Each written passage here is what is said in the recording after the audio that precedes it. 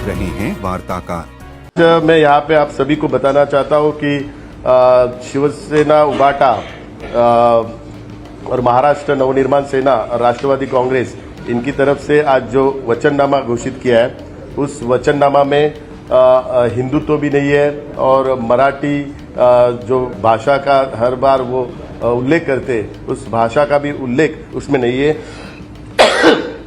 उन्होंने उनके वचननामा में जो घोषणा की है उसमें हिंदू हृदय सम्राट शिवसेना प्रमुख बाला साहब ठाकरे जी का नाम हिंदू हृदय सम्राट लिखने के लिए उनमें हिम्मत नहीं हुए। उन्होंने स्वर्गीय बाला साहब ठाकरे उसमें लिखा हुआ है। एक विशिष्ट धर्म को, इस विशिष्ट समाज को खुश करने के लिए और उनके वोट लेने के लिए उन्होंने ऐसे चीज किए। तो जिन्होंने बाला साहब ठाकरे जी के विचार छोड़े हैं, तो इस वजह से इस वचननामा में बाला साहब ठाकरे जी का फोटो है, लेकिन इस वचननामा में बाला साहब ठाकरे जी का आत्मा नहीं है। तो ये उनका एक असली चेहरा लोगों के सामने आया है। उनका हिंदुत्व का झूठा चेहरा, उनका मराठी भाषा के प्रति जो झूठा चेहरा, वो अभी लोगों के सामने आज आया हुआ है। और उन्होंने जो वचननामा उन्होंने लिखा है उसमें पूरा बॉम्बे स्कॉटिश के जो बच्चे लोग लिखते हैं वैसा उसका असर दिख रहा है। बहुत सारे जो शब्द है उन्होंने इंग्लिश शब्द, अंग्रेजी शब्द वहां पे यूज किए हुए हैं। 40% से ज्यादा अंग्रेजी शब्द इसमें या उन्होंने उसमें उसका उल्लेख किया हुआ है, उसका मैं जिक्र करना चाहता हूं।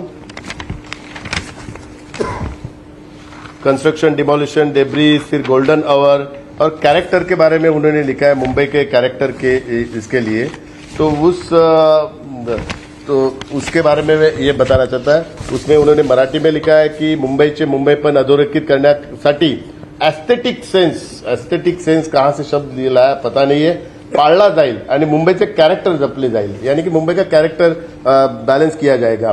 तो हमें अभी डाउट आ रहा है कि इनके कैरेक्टर के बारे में, इनका कैरेक्टर, क्योंकि इनका जो चेहरा है, जो झूठा चेहरा हिंदुत्व के बारे में और मराठी लोगों के बारे में, तो इनके कैरेक्टर के ऊपर अभी डाउट हो रहा है। और बहुत सारी जो चीजें जो उन्होंने 2017 के उनके वचननामा में जो लोगों को कमिटमेंट किए थे, वही सेम कॉपी पेस्ट करके इस वचननामा में इंक्लूड किया है।